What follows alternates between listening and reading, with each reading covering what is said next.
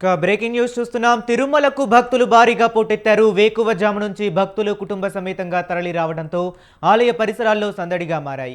గోవిందనామ స్మరణతో సప్తగిరులు మారుమోగుతున్నాయి.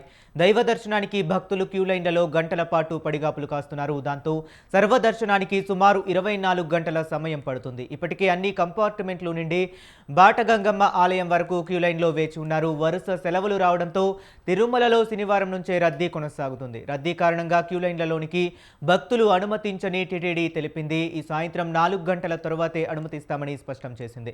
భక్తులు సంయమనం పాటించి దైవ దర్శనం చేసుకోవాలని సూచించారు టీటీడీ అధికారులు. క్యూ లైన్లలో భక్తులకు ఎప్పటికప్పుడు అన్నప్రసాదం, తాగునీరు అందించేందుకు టీటీడీ అన్ని ఏర్పాట్లు చేసింది. ఇదే అంశం గురించి మరింత సమాచారాన్ని మా కరెస్పాండెంట్ వినోద్ కుమార్ ఫోన్ లైన్లో అందిస్తారు. వినోద్ కుమార్, చెప్పండి. Thank you Harish. ప్రస్తుతం తిరుమలలో భక్తి రద్దీ తీవ్రంగా కొనసాగుతుంది. వలస సెలవుల నేపథ్యంలో భక్తులు భారీగా తిరుమల చేరుకుంటున్నారు. ప్రస్తుతం శ్రీవారి దర్శనానికి దాదాపు 24 గంటల సమయం పడుతుంది. అన్ని కంపార్ట్మెంట్లు నుండి క్యూ లైన్ బాటగంగమ్మ గుడి వరకు కూడా వచ్చిందనే తెలుస్తోంది. ఈ పరిస్థితుల్లో తిరుమల తిరుపతి దేవస్థానం అధికారులు కీలక నిర్ణయాలు చేపడుతున్నారు. ప్రస్తుతం క్యూ లైన్ లోని భక్తులు అనుమతించడం నిలిపివేసి సాయంత్రం 4 గంటల తర్వాత మాత్రమే అనుమతిస్తామని బ్రాడ్కాస్టింగ్ ద్వారా ప్రకటిస్తున్నారు.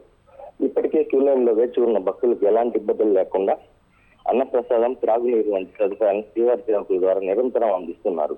అలాగే భక్తులు ఆందోళన చెందకుండా సంయమనం పాటిస్తూ దర్శనం చేసుకోవాలని టీటీడీ అధికారులు తెలుపుతున్నారు. Thank you Vinod Kumar.